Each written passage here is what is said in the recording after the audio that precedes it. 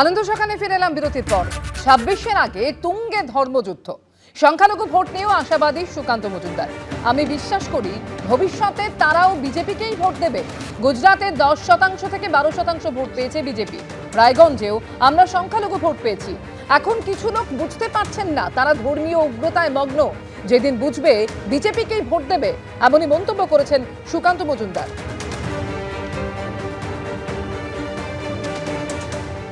আমি বিশ্বাস করি তারা হয়তো আপাতত দিচ্ছে না, ভবিষ্যতে একদিন দেবে, তারা যখন বুঝতে পারবে।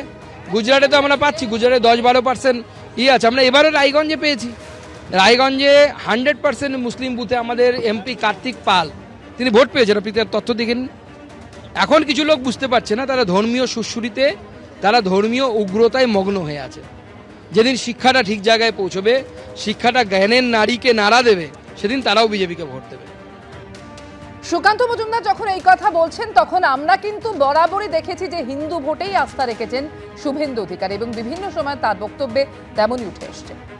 39% হিন্দু জনজাতি ভোটের সংখ্যা, আর 5% হিন্দু বাড়ি থেকে বেরিয়ে আসবে, ভোট করবে বাংলাদেশের পরে। হিন্দুরা 26 সালে কোনো কথা শুনবে না, হিন্দু দরদি দলকে ভোট দেবে এবং সাথে থাকবে জনজাতি এবং পাহাড়িরা। সর্বরীতি শুভেন্দু অধিকারী বরাবরই আমরা দেখেছি কট্টর হিন্দুত্বের পথেই তিনি হেঁটেছেন, এবং প্রকাশ্যেও তিনি এটাও বলেছেন যে 30% ভোট নিয়ে কোনো মাথা ব্যথা নেই। সেই জায়গায় সুকান্ত মজুমদারের এই বক্তব্য, যেখানে দেখা যাচ্ছে যে সংখ্যালঘু ভোট নিয়ে তিনিও আশাবাদী। মানে দুই নেতার মধ্যে এই মতপার্থক্যটা বা মনোভাবের এই ফারাকটা যে রয়েছে, এটা তো কোথাও অস্বীকার করা যায় না। না, মতপার্থক্যটা তৈরি করা। আসলে সুকান্তদা যেটা বলেছেন যে জ্ঞানের আলো এলে পরে, প্রজ্বলন হলে পরে যে সংখ্যালঘু মানুষদেরকে ভুল বোঝানো হয় যে বিজেপি তাদের শত্রু, এই ভুল বোঝানোটা তারা বুঝতে পারছেন না। কারণ তারা কোথাও একটা তাদের কানে বন্ধ করে রাখা, চোখ বন্ধ করে রাখা, সেটা যেদিনকে উন্মোচিত হবে সেদিন তারা বুঝতে পারবে যে বিজেপি তাদের শত্রু নয়। এই কথা সুকান্তদা বলেছেন। আর শুভেন্দুদা বলেছেন 39% আমাদের ভোটার আছেন এবং আর 5% মানুষ বেরিয়ে আসবেন। এই দুটোর মধ্যে কোনো রকম দ্বন্দ্ব নেই। দেখুন দ্বন্দ্ব কোথায়।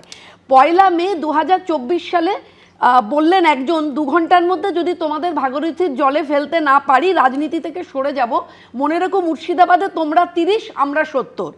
13ই মার্চ 2025 বললেন আপনি 72 ঘন্টার মধ্যে এই কথা প্রত্যাহার না করলে এই 42 জন এমএলএ আপনাকে বিধানসভার ভিতরে আপনার যেই ঘর, সেই ঘরের বাইরে আপনাকে আমরা বুঝে নেব। আপনি 66 জনকে নিয়ে কি মোকাবিলা করবেন? আমি হুমায়ুন কবির নেতৃত্ব দিয়ে বোঝাপড়া করব। 14ই মার্চ 2025 ভোটের দিন পান্তা ভাত খেয়ে ঘুমাই হিন্দুরা, আমরা ঘুগনি মুড়ি খেয়ে মুসলমানরা ভোট করায়। যে আগামী দিনে পশ্চিমবঙ্গ বিধানসভা নির্বাচনে স্বজাতির প্রতিনিধি আরো বেশি করে পাঠান। 16ই মার্চ 2025 মুর্শিদাবাদে আমার গাড়ির পিছনে বেঁধে নদিয়ায় দিয়ে আসবো। এই কথাগুলো বলছেন যারা, এই কথাগুলো যারা বলছেন তাদের প্রতিনিধি রাধাদা ঠিক করে নিয়েছেন কথার পৃষ্ঠে কথা বলে মানুষ।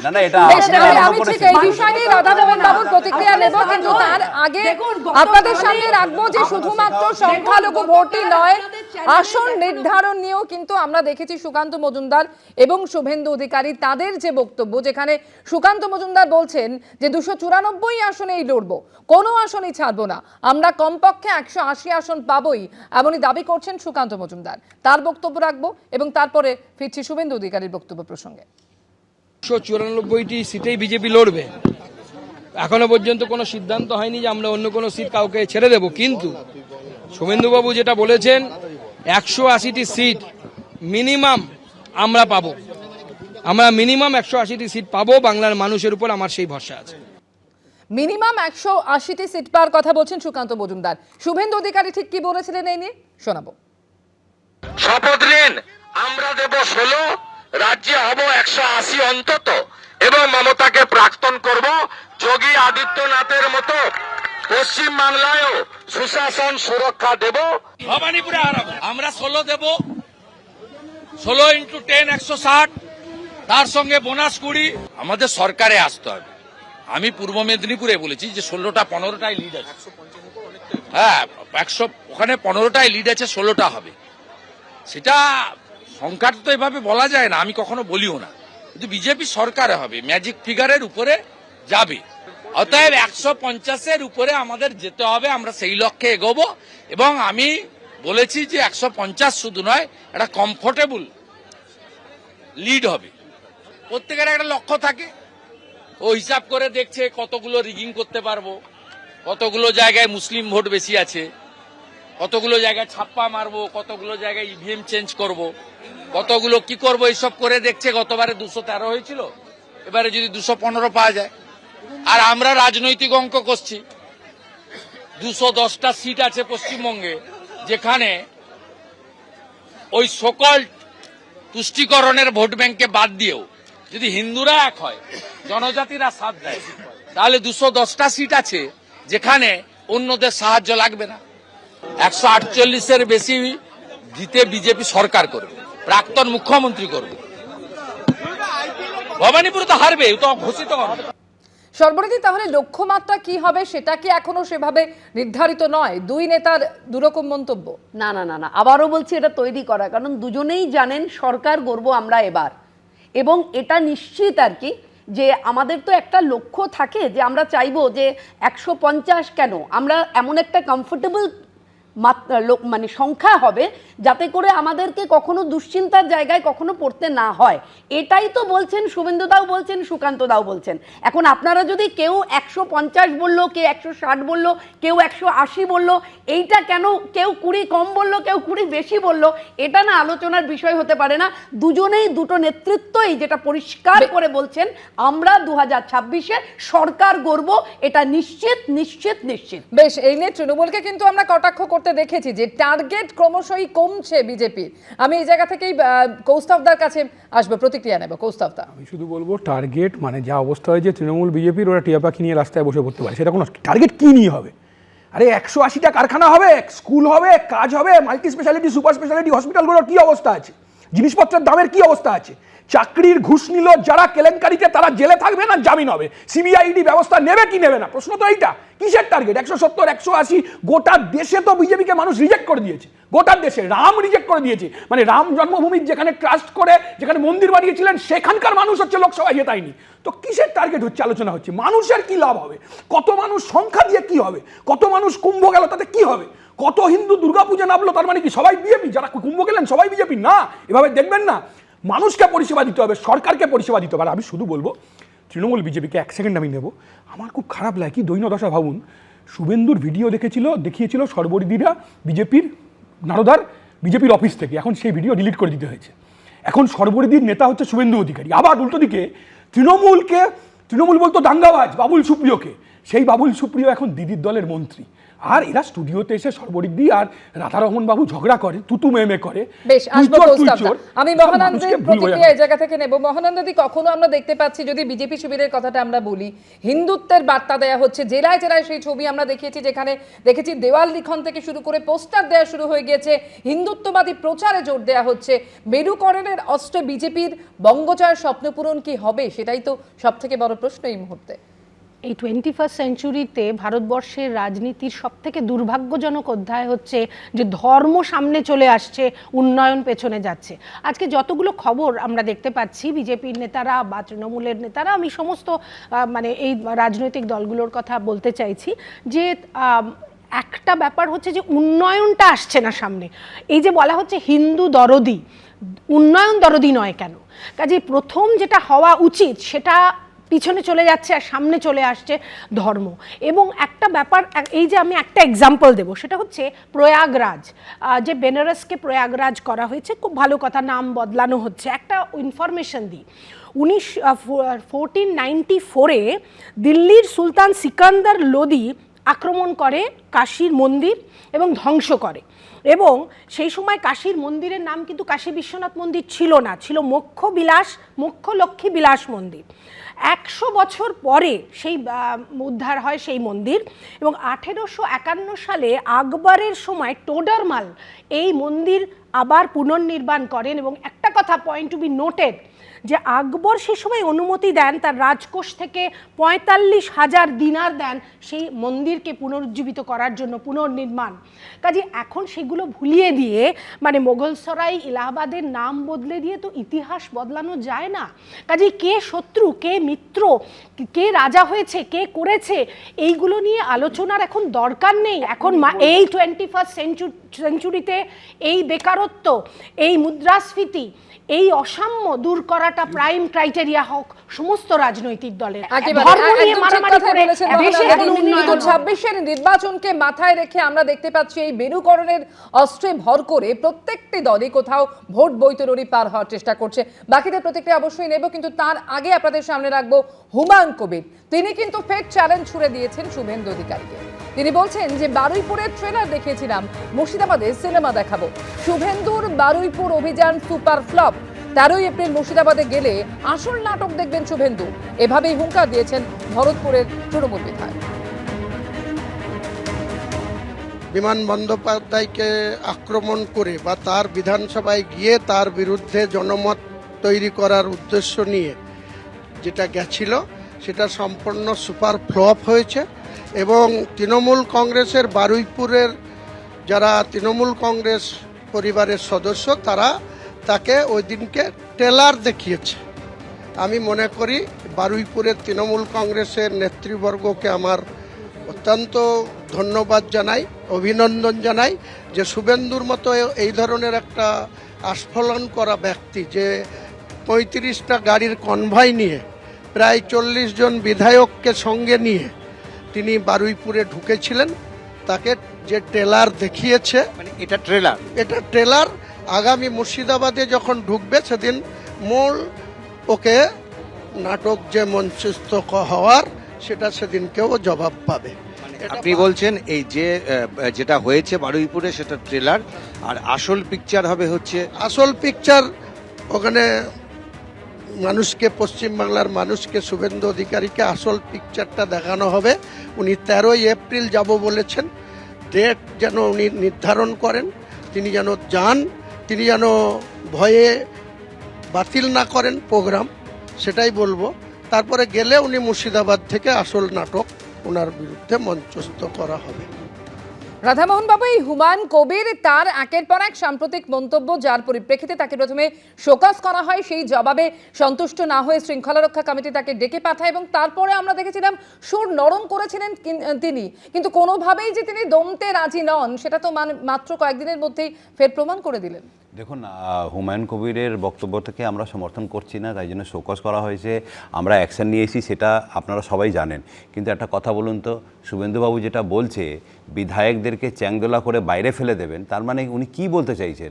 উনি জনগণের আস্থা, যে মানুষ বিধায়ককে তো ভোট দিয়ে আনেন, তাহলে ওই আস্থাটাকে বাইরে ফেলে দেবেন জনগণ। অ্যাকচুয়ালি জিনিসটা কি জানেন তো, দেখুন ধর্মীয় রাজনীতি অ্যাকচুয়ালি 2014 বিজেপি আসার পর থেকেই আরম্ভ করে দিয়েছে। আমাদের একটা জিনিস আছে, ধর্ম যার যার, আমাদের মুখ্যমন্ত্রী আমাদের নেত্রী বলেছেন ধর্ম যার যার, উৎসব সবার। আমরা হিন্দুর সাথেও থাকি, আমি নিজে হিন্দু, আমি হিন্দুদের পুজোতেও থাকি, মুসলিমদের পুজোতে থাকি, খ্রিস্টানদের পুজোতে থাকি, ইসাইদের পুজোতে থাকি, সবার সাথে সবার সাথে আমরা আছি। কিন্তু এরা মুসলিম দেখলেই দাগি টেরোরিস্ট করে দেয়, মুসলিম দেখলেই গরু হত্যাকারী বলে মেরে ফেলে। আপনি ইউপিতে দেখুন ভরে ভরে আছে। এবার আমি একটু বলে নিই কাইন্ডলি। তারপরে আপনি দেখুন 2024-এ মোদি সাহেব এসেছিলেন হিন্দুত্ব নারা করে, মাঝখানে উনি ঘাবড়ে গেলেন, হিন্দুত্ব নারা ভুলে গিয়ে বললেন ঈদে উনাকে ঈদই আসে, আর তারপরে দেখুন উনি 2240-এ চলে এলেন 2024-এ। অ্যাকচুয়ালি জিনিসটা হচ্ছে ওনারা অরিজিনাল হিন্দু না। কৌস্তব একটা ভালো জিনিস বলেছে, জিনিসটা হচ্ছে ওনারা কপিরাইট যেটা নিতে চাইছেন হিন্দুর, অ্যাকচুয়ালি হিন্দুর জন্য ওনারা কিছুই করেন না। তাই জন্য দেখুন অযোধ্যাতে ওনারা হেরেছেন, বদ্রীনাথে ওনারা হেরেছেন, যেখানে হিন্দুর বেল্ট আছে। আপনার নেত্রীকেও বলতে হয় যে আমি ব্যানার্জি, আমি ব্রাহ্মণ, আপনাকেও বলতে হচ্ছে ক্যামেরার সামনে দাঁড়িয়ে আমি হিন্দু, আমাকে বলতে হয় না। হিন্দু, বিজেপি কপিরাইট নেয়নি, এক নম্বর। বিজেপিকে ভগবানের রাম কিন্তু কপিরাইট দেয়নি। আপনারা রাম আর ভগবানের নাম করে রাজনীতি করেন, এই রাজনীতি বন্ধ করুন, আপনারা উন্নয়নের রাজনীতি করুন। এই আপনারা হুমায়ুন কতজনকে বাবুই চাকরি বলেছিলেন করেছেন এটা বলুন। যে সভাপতি আপনারা কৃষিকে মাটিতে BJP মিশিয়ে জেলার দিয়েছেন। সভাপতিকে আমার এটা গাড়ির নারা ছিল পিছনে জয় বেঁধে জওয়ান জয় কিষান, নদিয়ায় ফেলে আপনারা দিয়ে কিষানকে আসবো। মেরে কে দিয়েছেন। বলেছিল এটা? আপনারা জওয়ানদের এটা এখন কে কি বলেছিল? করেছেন? বেশ আলোচনায় এটা কি আসবো এই শুভেন্দু মুহূর্তে অধিকারী বলেছিল? তপ্ত বঙ্গের রাজনৈতিক পরিস্থিতি, তারই মধ্যে অমিত শাহের, আপনারা জানেন যে এ মাসেই বঙ্গ সফরের কথা ছিল, 29 থেকে 30 মার্চ অমিত শাহের সফরের কথা ছিল, যদিও ঈদের কারণে তা আপাতত স্থগিত হয়ে গেল। বিজেপির হিন্দুত্ব প্রচারের পাল্টা পোস্টার পড়লো এবার। বাইপাসে বেঙ্গল কেমিক্যালসের কাছে পড়লো এই পোস্টার। বাংলার হিন্দু খ্রিস্টান মুসলমান আমরা সবাই ভাই ভাই, 2026-এ আমরা আবার দিদিকে চাই।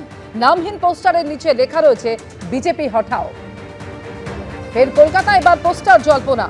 কৌস্তবদার কাছে আসবো। কৌস্তবদা, এর আগে কয়েকদিন ধরেই আমরা দেখছিলাম যে হিন্দুত্বের পোস্টার পড়ছিল, জেলার একাধিক জায়গায় দেওয়াল লিখন থেকে শুরু করে পোস্টার দেওয়া হচ্ছিল, হিন্দুত্ববাদী প্রচারে জোর দেওয়া হচ্ছিল।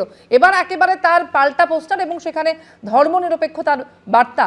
পুরোটাই পশ্চিমবঙ্গের রাজনৈতিক আবহ এই মুহূর্তে একেবারে ধর্মকেন্দ্রিক। সবচেয়ে গুরুত্বপূর্ণ যেটা মহানন্দাদি বলেছেন, যে রুটি রুজি উন্নয়ন অধিকার কাজ কর্মসংস্থানের এজেন্ডাকে ছাপিয়ে ধর্মের এজেন্ডা সামনে চলে আসছে। আচ্ছা, ধর্ম যে কেউ পালন করবে না, অসুবিধা কী আছে? আমাদের বিরুদ্ধে তো প্রচার ছিল বামপন্থীরা 34 বছর আগে, জ্যোতিবাবু বলতেন বারবার যে আমরা ক্ষমতায় এলে নাকি ধর্ম প্রচারণ বন্ধ হয়ে যাবে। আচ্ছা ধরুন, আগে অতীতে ঈদের নামাজ কোথায় হতো? রেড রোডে হতো নাকি? হতো না তো, শহীদ মিনার ময়দানে হতো।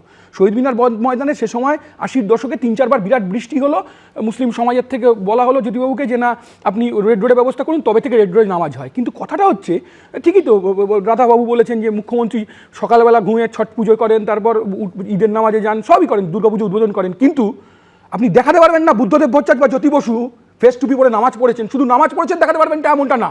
মুখ্যমন্ত্রী যেটা খারাপ কাজ করেন সেটা হচ্ছে ঈদের নামাজে গিয়ে বিজেপিকে গালাগাল দেয়, আবার পুজোর উদ্বোধনের সময় গিয়ে রাজনৈতিক প্রোপাগান্ডা করেন। আমি বলছি এইটা বামপন্থীদের আপনি কোনোদিন দেখাতে পারবেন না। তার কারণ বামপন্থীরা মনে করে ধর্ম যার তার, কিন্তু ধর্মর সাথে রাজনীতিকে গুলিয়ে দেওয়া অন্যায় হবে। ধর্মকে ব্যবহার করে রাজনৈতিক প্রোপাগান্ডা, এর থেকে নক্কারজনক আর কিছু হতেই পারে না।